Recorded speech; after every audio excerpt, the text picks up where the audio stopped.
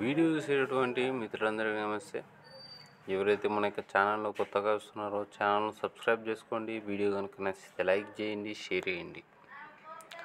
రెండు తెలుగు రాష్ట్రాల్లోని కేంద్ర ప్రభుత్వ మరియు రాష్ట్ర ప్రభుత్వ స్థాయి పోటీ పరీక్షలకు ప్రిపేర్ అయ్యేటువంటి విద్యార్థులు ఎవరైతే ఉన్నారో విస్తృతమైనటువంటి పరిధి కలిగినటువంటి జనరల్ స్టడీస్ సబ్జెక్టును అత్యంత ప్రామాణిక పుస్తకాల నుండి స్టేట్ ఫేమస్ ఫ్యాకల్టీల చేత 10,000 బిడ్ బ్యాంక్ రూపంలో తయారించడం అనేది జరిగింది. ఈ యొక్క బిడ్ బ్యాంకు కేవలం ₹50 మాత్రమే. స్క్రీన్లో కనిపించేటువంటి నెంబర్కు ₹50 ఫోన్పే చేసి ఆ స్క్రీన్ షాట్ను అదే నెంబర్ కనుక వాట్సాప్ చేసినట్లయితే ఈ యొక్క పీడిఎఫ్ను మీరు పొందడం అనేది జరుగుతుంది. అంటే వాట్సాప్ చేయడం అనేది జరుగుతుంది. ఆల్రెడీ ఈ యొక్క పీడిఎఫ్ను కొని ప్రిపేర్ అయ్యేటువంటి చాలామంది విద్యార్థులు అయితే పీడిఎఫ్ వారికి చాలా ఉపయోగపడుతుందని చెప్పేసి బిడ్ బ్యాంకు చాలా బాగుందని చెప్పేసి వాట్సాప్లో మెసేజ్ చేస్తూ ఉన్నారు. దయచేసి పీడిఎఫ్ ఎవరైతే కావాలనుకున్నారో ఆ యొక్క విద్యార్థులు అయితే ఆ యొక్క నెంబర్కు ₹50 ఫోన్పే చేసి సంప్రదించండి. ఇక టాపిక్లోకి కనుక వెళ్తే ఈరోజు ఆదివారం కావడం వల్ల ఒక విద్యార్థి నన్ను నేరుగా కలిసి ఆ విద్యార్థి యొక్క ఆవేదన అయితే తెలపడం అనేది జరిగింది. ఇంతవరకు అన్ని రకాలైనటువంటి అప్డేట్లకు సంబంధించినటువంటి వీడియోలు అయితే చేసినాం.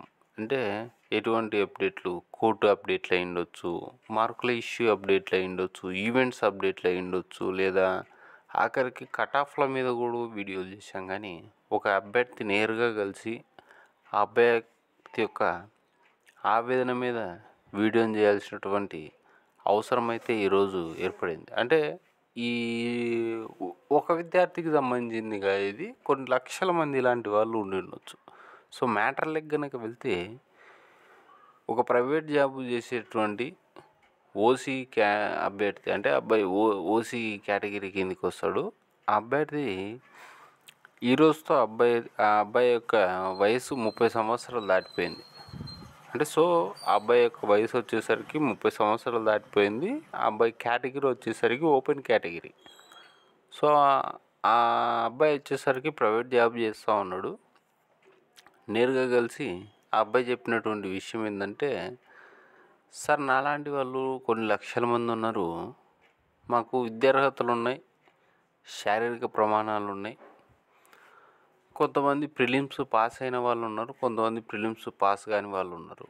సో ఈ యొక్క పోలీస్ నోటిఫికేషన్ల కోసమే మేము చాలా ఏళ్ళ తరబడి వెయిట్ చేస్తూ ఉన్నాము. మా ప్రమేయం లేకుండానే మేమైతే వయోపరిమితిని అయితే కోల్పోయాం. మరి నెక్స్ట్ మెగా పోలీస్ నోటిఫికేషన్ అనేది ఉంది కదా, మరి ఈ మెగా పోలీస్ నోటిఫికేషన్ అనేది మా యొక్క కళ. అంటే పోలీస్ యూనిఫామ్ వేయాలనేది మా కళ.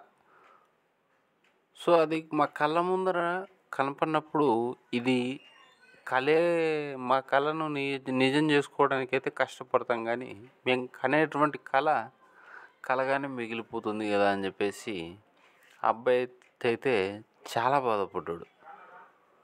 సో నాకైతే నిజమే కదా, వాస్తవమే కదా, ఈ 30 సంవత్సరాలు దాటినటువంటి అభ్యర్థులు ఎలా ఉంటారంటే వారికి విద్యార్హతలు ఉంటాయి, శారీరక ప్రమాణాలు ఉంటాయి, నోటిఫికేషన్ పడితే కొట్టేటువంటి స్థాయి ఉంటుంది, ఆ సత్తా వాళ్ళకు ఉంటుంది. కానీ వయోపరిమితి అనేది ఉండదు. సో వీళ్ళ చేతుల్లో మన చేతుల్లో ఉండదు. అది మన చేతుల్లో లేకుండానే ఆ అబ్బాయి అయితే అవకాశం అనేది కోల్పోయినాడు.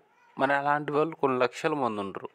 సో ఇప్పుడు ఈ వీడియో పెట్టేటానికి ఆ అబ్బాయి ఒక్కడే కాదు, అలాంటి వాళ్ళు కొన్ని లక్షల మంది ఉండొచ్చు, లేదా నిన్నటితోనే కొన్ని వేల మంది తయారై ఉండొచ్చు, లేదా రేపటితోనే కొన్ని లక్షల మంది ఈ యొక్క వయోపరిమితిని దాటిపోయేటువంటి అవకాశం అనేది ఉంది. సో అలాంటి వాళ్ళు మరి మేమేం చేయాలి సార్? ఈ నెక్స్ట్ నోటిఫికేషన్స్ సంగతి ఏమి? ఒకవేళ ఈ నోటిఫికేషన్ అయితే ఓకే, ప్రాబ్లం ఏం లేదు, మెయిన్స్ అనేది రాస్తాం. ఒకవేళ మెయిన్స్ మిస్ అయిందంటే నెక్స్ట్ నోటిఫికేషన్ ఉంది, మాకు ఆనందమే. కానీ వయోపరిమితి లేదు, మేము వయోపరిమితిని అయితే కోల్పోయాం, మా గురించి ఎవరు మాట్లాడడం లేదు. అందరూ అన్ని రకాలైనటువంటి అప్డేట్లు అయితే చెప్తూ ఉన్నారు. మరి మా పరిస్థితి ఏమి? పన్నేదే నోటిఫికేషన్లు తక్కువ లేక ఇప్పుడు 2025లో మెగా పోలీస్ నోటిఫికేషన్ అంటూ ఉన్నారు. సో మేము ఆల్రెడీ 30 సంవత్సరాలు దాటిపోయాం. సో మరి మాలాంటి అభ్యర్థుల యొక్క పరిస్థితి ఏమని చెప్పేసి వాళ్ళు అడుగుతూ ఉన్నారు. సో అలాంటి అభ్యర్థుల కోసం అయితే ఏదో నాకు తెలిసినటువంటి సలహా ఏమంటే, చాలామంది విద్యార్థులైతే ప్రతినిధులకు వెళ్ళి వినతి పత్రాలైతే సమర్పిస్తూ ఉన్నారు. అంటే మార్కులు కలపమనేటువంటి అంశం అయ్యుండొచ్చు, లేదా ఈవెంట్స్ కండక్ట్ చేయమని చెప్పేటటువంటి విషయం అయ్యుండొచ్చు, లేదా రిజర్వేషన్లకు సంబంధించి కానీ చంద్రబాబు నాయుడు గారిని కానీ, లోకేష్ గారిని కానీ, పవన్ కళ్యాణ్ గారిని కానీ, లేదా డీజీపీ గారిని కానీ, లేదా మన హోంశాఖ మంత్రి అయినటువంటి అనిత గారిని కానీ, మిగిలిన ప్రాంతాలకు సంబంధించినటువంటి ఎమ్మెల్యేలను కానీ, ఎంపీలను కానీ వాళ్ళు వాళ్ళ స్థాయిల్లో కలిసి వినతి పత్రాలు అయితే సమర్పిస్తున్నారు. సో ఎవరైతే 30 సంవత్సరాలు దాటిపోయాయో అన్ని రకాలైనటువంటి కేటగిరీలకు సంబంధించినటువంటి వ్యక్తులు, సో ఇక్కడ ఓసీ, బీసీ, ఎస్సీ, ఎస్టీలని కాదు, అన్ని రకాలైనటువంటి కేటగిరీలకు సంబంధించినటువంటి వ్యక్తులు ఎవరైతే ఉన్నారో, పోలీస్ జాబు మా డ్రీము, మా కోరిక, మా కసి అనేటువంటి విద్యార్థులు ఎవరైతే ఉన్నారో వారైతే మీ ఏదైతే ఉందో అంటే ఈ యొక్క వయో పరిమితికి సంబంధించినటువంటి అంశం ఏదైతే ఉందో దీని మీద వినతి పత్రాలు అనేటివి వెళ్ళి ఇప్పుడే సమర్పించండి. మీకు దగ్గరలో ఉన్నటువంటి ప్రజాప్రతినిధులను కలవండి, కుదిరితే సీఎం సార్ని కలవండి, లేదంటే డీజీపీ గారిని కలవండి, హోంశాఖ మంత్రి గారిని కలవండి. కలిసి మీ యొక్క ఆవేదనను ఆ యొక్క వినతి పత్రంలో పొందుపరచండి, వారికి అర్థమయ్యేలా చెప్పండి. ఎందుకంటే గత కొన్ని సంవత్సరాల నుంచి అయితే నోటిఫికేషన్లు లేవు. పన్నేది ఒకే ఒక్క నోటిఫికేషన్, అది నల్లేరు మీద నడకలక్క సాగుతూ ఉంది. కానిస్టేబుల్ నోటిఫికేషను, ఎస్ నోటిఫికేషన్ వన్నా అరాకొర పోస్టులే. సో నెక్స్ట్ వచ్చేసరికి మెగా పోలీస్ నోటిఫికేషన్ అనేది పడుతూ ఉంది. కానీ అప్లై చేసుకుందామంటే వయో పరిమితి అనేది దాటిపోయింది. సో మా గురించి ఆలోచించండి అని చెప్పేసి మీరు కనుక వినతి పత్రాలు కనుక సమర్పించారంటే 100% మీకు న్యాయం జరుగుతుందని అయితే నేనైతే భావిస్తూ ఉన్నా. సో ఈ వీడియో వచ్చేసరికి అప్డేట్ల కోసం కాదు, దయచేసి ఈ వీడియో చూసినటువంటి మిత్రులందరూ కూడా మీకు తెలిసినటువంటి వాట్సాప్ గ్రూపుల్లో, టెలిగ్రామ్ గ్రూపుల్లో కూడా షేర్ చేయండి. ఎందుకంటే ఓ టెలిగ్రామ్ గ్రూప్లో ఒకవేళ 100 మంది ఉంటే 100 మందిలో కనీసం ఒక 5 మంది అయినా కానీ ఈ యొక్క వయో పరిమితికి సంబంధించినటువంటి అంశం మీదకి సంబంధించి విద్యార్థులు ఉండి ఉంటారు. సో వారు ఏం చేస్తారంటే మాత్రం డెఫినెట్గా ప్రభుత్వ పెద్దలను కలిసి మీ యొక్క వయో పరిమితి మీద వినతి పత్రాలు అయితే సమర్పించండి. సో అప్పుడు చేద్దాంలేండి అని చెప్పేసి ఎవరు కూడా అనుకోవద్దు. ఎందుకంటే అప్పటికప్పుడు చేసేది ఏది కూడా సత్ఫలితాలను అనేది ఇవ్వదు. సో ముందు నుంచే వేయండి. ఎందుకంటే చాలామంది చాలా రకాలైనటువంటి వినతి పత్రాలు సమర్పిస్తూ ఉన్నారు ప్రభుత్వాలకి. సో మీరు కూడా వెళ్ళి వినతి పత్రాలు అనేవి సమర్పించారంటే మీ అంశం అనేది ఆ నోటిఫికేషన్ ఇచ్చే టయానికి ప్రభుత్వం ఆలోచిస్తుంది. లేదంటే అప్పటికప్పుడు చేద్దాంలే అని మాత్రం అనుకోవద్దండి. ఆల్రెడీ టైం వేస్ట్ అయింది, మళ్ళీ ఆ టైంలో పోయి మళ్ళీ నోటిఫికేషన్ ఎందుకు లేట్ చేసుకోవాలా?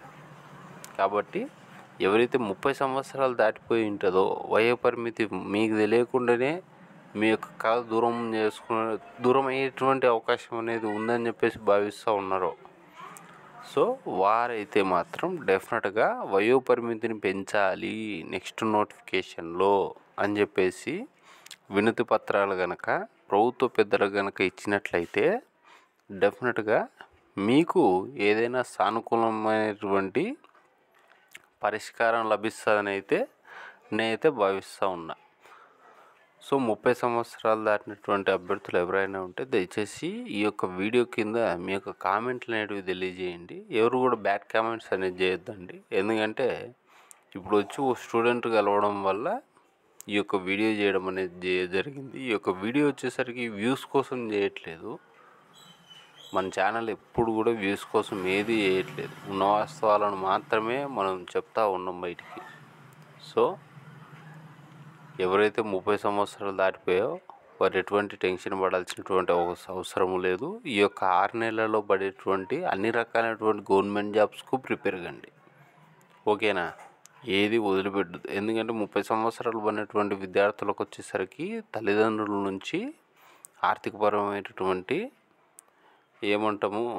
ఆర్థికపరమైనటువంటి ఈ కోచింగ్ సెంటర్లకు వెళ్ళి జాయిన్ కావడానికి కానీ, అంటే వారికి తల్లిదండ్రుల నుంచి ఎటువంటి సహాయ సహకారాలు ఉండవు. ఎందుకంటే వాళ్ళే కుటుంబాల యొక్క భారాలను మోస్తూ ఉంటారు. సో అటువంటి వాళ్ళు ఎవరైతే ఉంటారో 30 సంవత్సరాలు పైబడిన వాళ్ళు, సో వాళ్ళైతే వెళ్ళి ఈ యొక్క ఏజ్ సమస్య మీద అయితే మాత్రం డెఫినెట్గా ప్రభుత్వ పెద్దలను కలిసి వినతి పత్రాలు కనుక సమర్పించినట్లయితే ఏదో ఒక పరిష్కారం అనేది లభిస్తుంది నెక్స్ట్ నోటిఫికేషన్లో. అలాగే ఉన్న నోటిఫికేషన్ నిదానం కూడా విడిచిపెట్టద్దు. ఈ 6 నెలలు పడేటువంటి అన్ని రకాలైనటువంటి నోటిఫికేషన్లకు ప్రిపేర్ కండి. అన్ని రకాలైనటువంటి ప్రభుత్వ జాబ్స్కు అప్లై చేయండి. ప్రభుత్వ పెద్దలను కలవండి. కలిస్తే మనకైతే 100% న్యాయం జరుగుతుందని అయితే నేనైతే భావిస్తూ ఉన్నాను. సో దీన్ని ఎలా కంక్లూజన్ చేయాలనేటువంటి విషయం కూడా నాకైతే అర్థం కావట్లేదు. ఎందుకంటే అభ్యర్థి ఆవేదనను డైరెక్ట్గా వీడియో రూపంలో చేసి పెట్టాల్సినటువంటి అవసరం అనేది ఏర్పడింది. సో దయచేసి ఈ యొక్క వీడియోను లైక్ చేయండి, షేర్ చేయండి. మీలాంటి ఎవరైనా 30 సంవత్సరాలు పైబడినటువంటి విద్యార్థులు కనుక ఉంటే దయచేసి వీడియో కింద కామెంట్ చేయండి. Thank you.